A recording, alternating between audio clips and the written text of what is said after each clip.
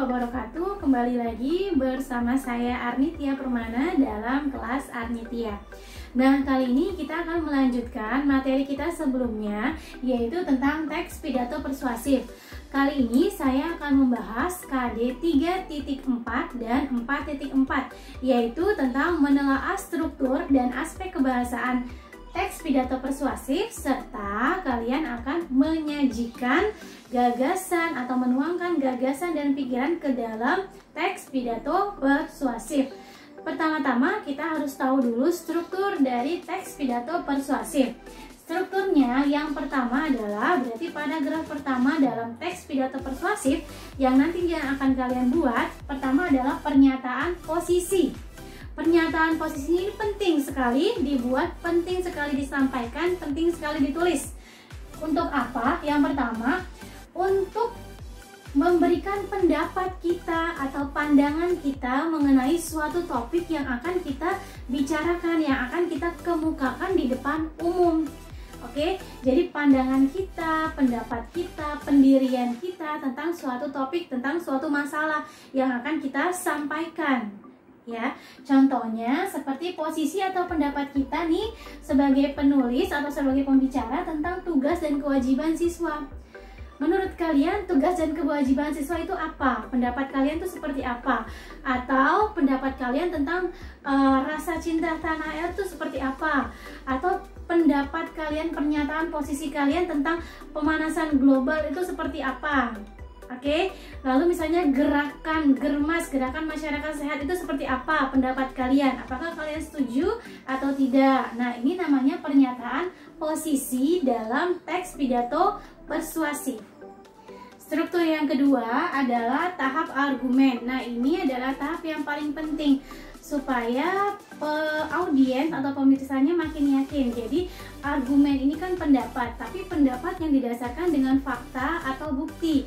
Jadi ini wajib kita kembangkan dalam naskah pidato kita dan akan kita kemukakan di depan umum. Pendapatnya dikembangkan secara logis, harus logis, harus sesuai nalar dan masuk akal. Oke, berdasarkan fakta dan bukti yang sudah kita kumpulkan agar apa yang kita sampaikan bisa diterima. Ya, tidak hanya bersifat fiktif karena kita sedang berbicara di depan umum. Pidato juga termasuk paragraf eksposisi, penjelasan yang meyakinkan.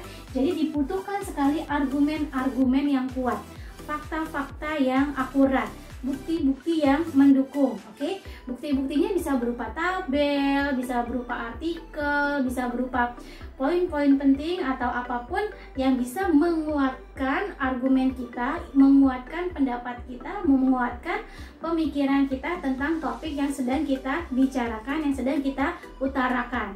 Gitu. Selanjutnya, untuk yang terakhir dari struktur teks pidato persuasif, yaitu tentang penguatan pernyataan posisi. Nah, ini merupakan suatu hal yang penting karena berisi pengulangan dari argumen-argumen yang dikembangkan. Oke, terus yang kedua, menguatkan pernyataan posisi dengan menekankan pikiran utama. Jadi dia fungsinya untuk menguatkan pikiran utama, menguatkan argumen kita, menguatkan apa yang sudah disampaikan dalam tahap argumen.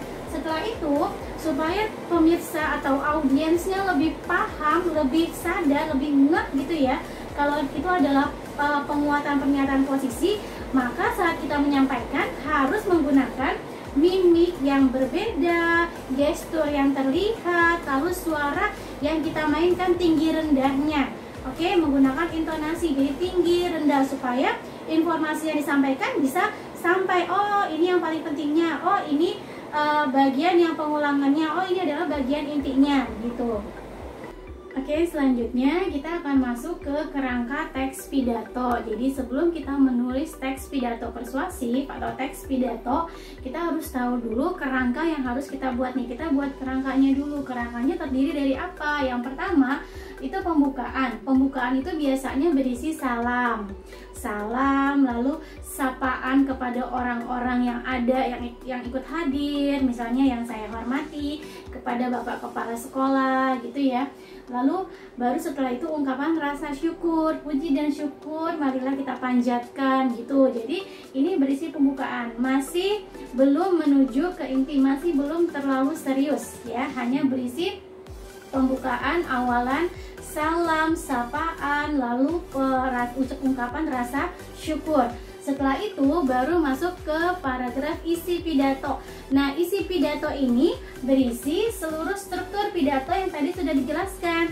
Jadi ada pernyataan posisi, ada tahap argumen, ada penguatan pernyataan posisi, semua ada dalam isi pidato.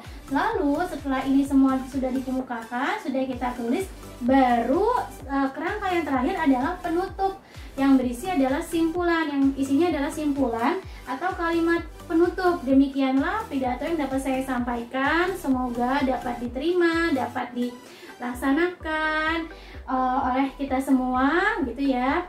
Wassalamualaikum warahmatullahi wabarakatuh. Jadi hanya seperti itu kalimatnya untuk penutup. Ini adalah kerangka pidato jika kalian diminta untuk membuat pidato. Oke, sekarang kita masuk ke aspek kebahasaan teks pidato persuasif. Yang pertama adalah nominalisasi atau proses kata berubah menjadi kata benda, pembendaan. Contohnya, Indonesia sedang gencar menerapkan. Menerapkan ini kan kata kerja ya. Ini kata kerja. Lalu diubah menjadi kata benda, menerapkan pemakaian masker. Lalu kalimat keduanya penerapan tersebut. Penerapan apa? Berarti penerapan pemakaian masker. Dari tadi menerapkan berubah menjadi penerapan. Penerapan adalah prosesnya. Berarti pean ini adalah bentuk imbuhan kata benda. Jadi dia berubah dari kata kerja berubah menjadi pe gitu. Lalu selanjutnya bentuk pasif. Ya, sering sekali menggunakan bentuk pasif. Misalnya hal ini harus kita laksanakan. Oke. Atau penerapan tersebut dilakukan. Oke. Nah, ini kan di adalah bentuk pasif.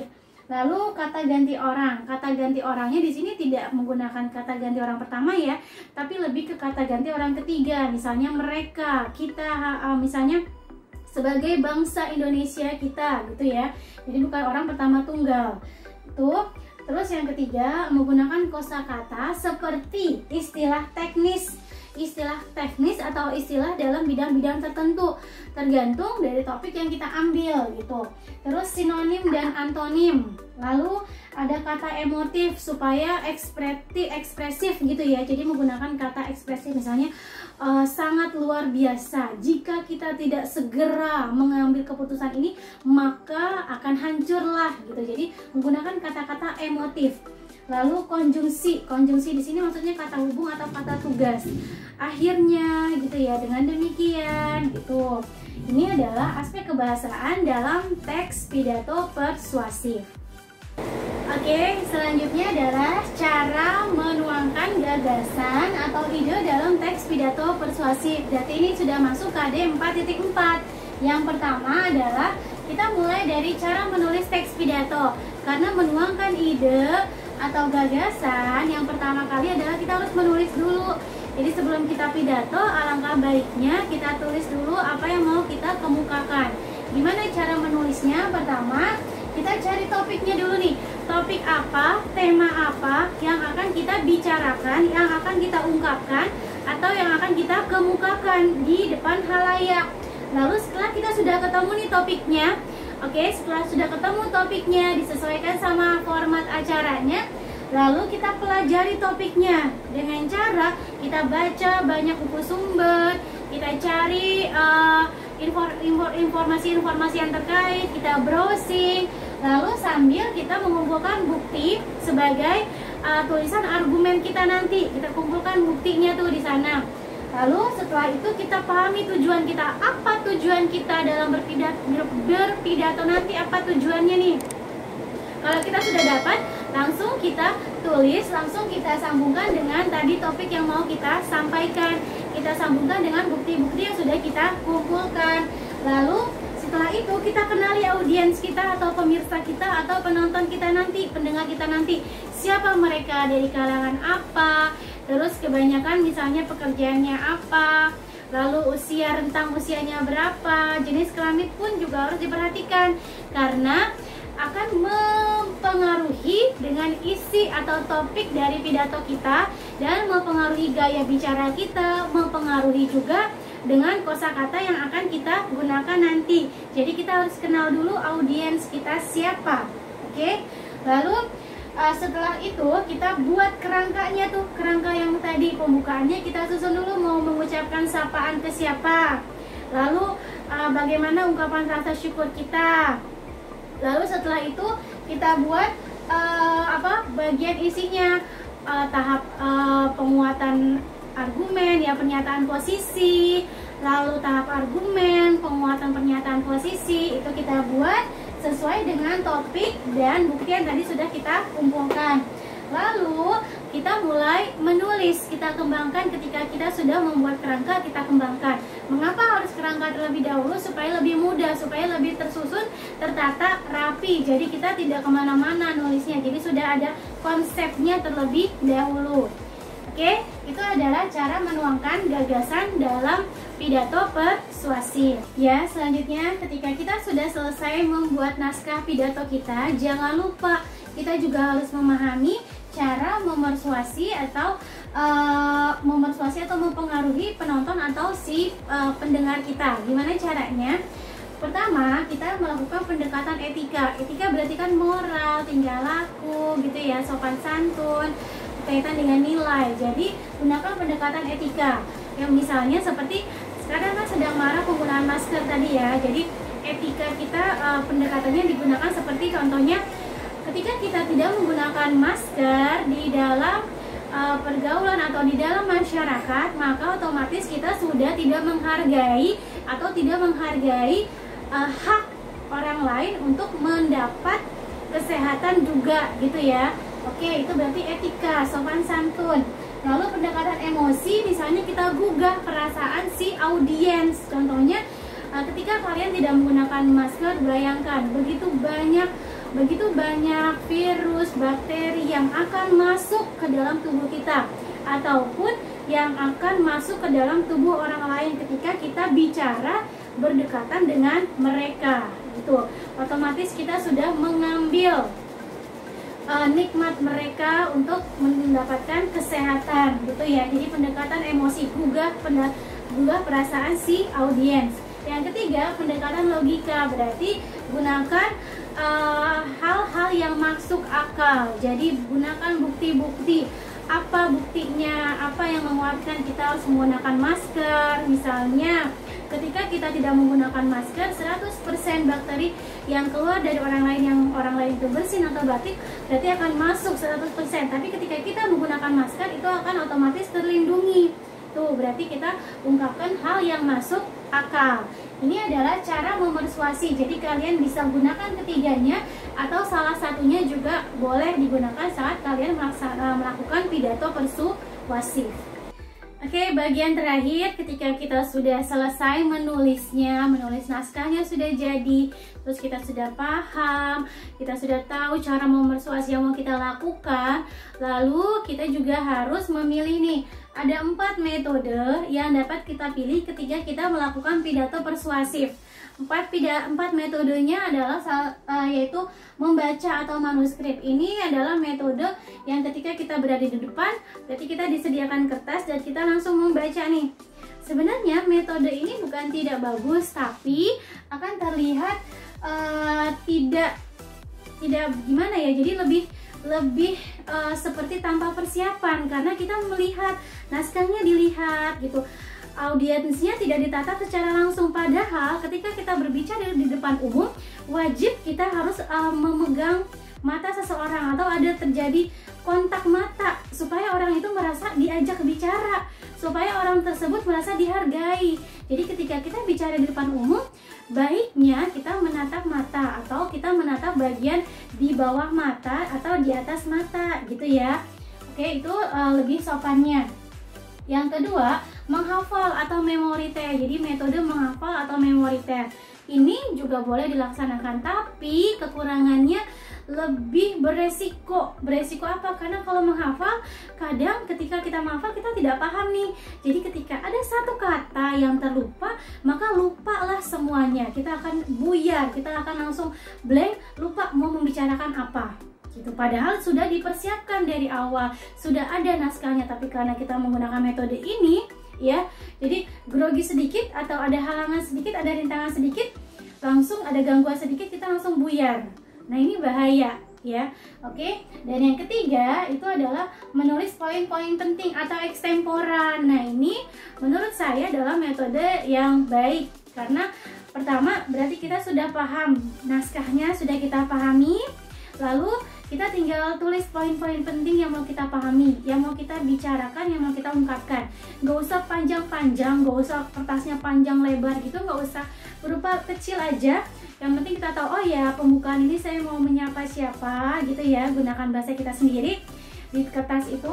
Lalu bagian isinya saat pernyataan posisi itu seperti apa, argumen mau membicarakan apa, lalu penguatannya bagaimana, kita membicarakan apa, penutupnya seperti apa. Jadi hanya poin-poin penting, karena kita sudah paham yang mau kita ungkapkan. Kadang ketika kita pidato, kita sudah ada naskahnya nih, sudah kita buat gitu kan, tapi ketika kita berada di depan umum, berada di halayak, kadang yang kita sampaikan berbeda. Nggak apa-apa ya, yang penting masih sesuai dengan konteks, tapi kita menggunakan bahasa yang berbeda gitu. Yang penting intinya sama, itu nggak apa-apa. Yang penting poin-poin pentingnya tetap tercapai, tujuan kita tercapai, lalu isinya tetap sesuai walaupun menggunakan bahasa yang berbeda, kata-kata berbeda gitu, itu nggak apa-apa. Terus yang keempat adalah metode tanpa persiapan atau spontan atau impromptu. Kok bisa? Ya, ini contohnya seperti misalnya ada suatu acara gitu ya. Suatu acara itu harusnya yang pidato adalah kepala sekolah, atau misalnya yang pidato adalah wali kota. Tapi pas sekali pada jam itu orang yang seharusnya berpidato tidak bisa hadir, berhalangan. Nah, acara kan terus berjalan ya, acara terus berjalan, lalu harus ada yang menggantikan beliau berpidato, paling tidak wakilnya atau salah satu stafnya. Nah, salah satu stafnya atau wakilnya kan tadi tidak dipersiapkan, makanya mereka berdiri itu berpidato tanpa persiapan. Itu namanya metode impromptu. Walaupun tanpa persiapan, mereka tetap harus sesuai konteks. Jadi tanpa persiapan di sini tidak menyiapkan naskah, tapi mereka sudah menyiapkan, oh di kepalanya sudah tahu nih akan membicarakan ini, paling tidak sesuai atau berkaitan dengan konteks acara gitu. Oke, jadi kalian bisa memilih antara metode 1, 2, 3, dan 4 yang mana yang paling nyaman menurut kalian. Tapi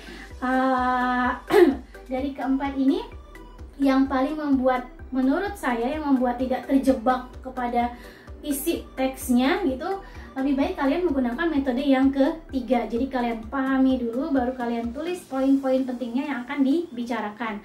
Kalimat atau katanya boleh berbeda, boleh, yang penting intinya tetap sama gitu. Oke, nah sekarang itulah pembahasan dari saya mengenai struktur, aspek kebahasaan, dan cara menuangkan gagasan serta ide menjadi teks pidato persuasif. Semoga bisa dipahami, semoga bermanfaat, dan semoga bisa diaplikasikan. Demikian pembelajaran dari kelas Arnitia. Saya akhiri, wassalamualaikum warahmatullahi wabarakatuh.